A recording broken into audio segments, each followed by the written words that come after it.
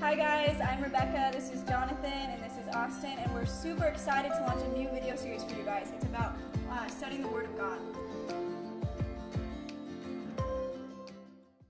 Hey guys, my name is Austin. Welcome back. This is part 3 of our 4-part Bible study series. Last time, Rebecca walked you guys through how to observe the Bible, and today we're going to look at the historical background, and we're going to look at interpretation.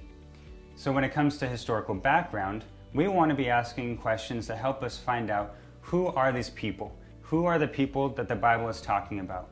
For example, in the book of Genesis, we want to know who wrote the book, and who is the original audience, and who is the original reader, right? 3 important questions. So the original audience would be those who are actually mentioned in the book. So that would be Adam and Eve. That would be Abraham. That would be Joseph.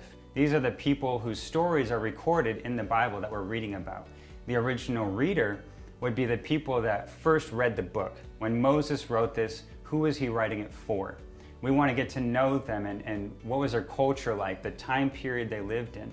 These are important questions for us to understand what is the message, what did this mean to them? For example, if I were to offer you a biscuit, what would come to mind?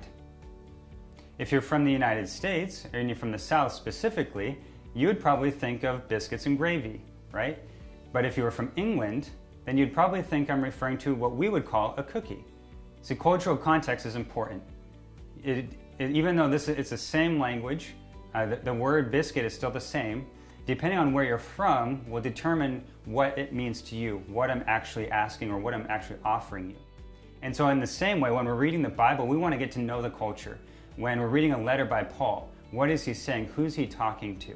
Right? If he's talking to the church in Ephesus, right? He's talking to a specific people. These are real people in real time in history who had real struggles and they were going through things, and God is speaking through Paul and addressing them. So we want to understand who are they, get to know their culture. The second thing we want to look at is interpretation. The historical background has showed us who we're reading about, and now we want to begin to ask questions like, what did this mean to them? And how would they have applied this to their lives? A lot of times when we read the Bible, we try to put ourselves at the center. We're always trying to ask, where am I in the story? And for example, in the Old Testament, we can be reading the book of Isaiah, and it can be talking about blessings to Israel, and we'll put our name in there and say, well, that's a blessing for Austin. But then the next chapter can be judgment, and we say, well, of course, that's just for Israel. That isn't for me. And we begin to kind of pick and choose where I'm in the story and where I'm not. But I think it's important to understand that this was written to real people in a real time in history.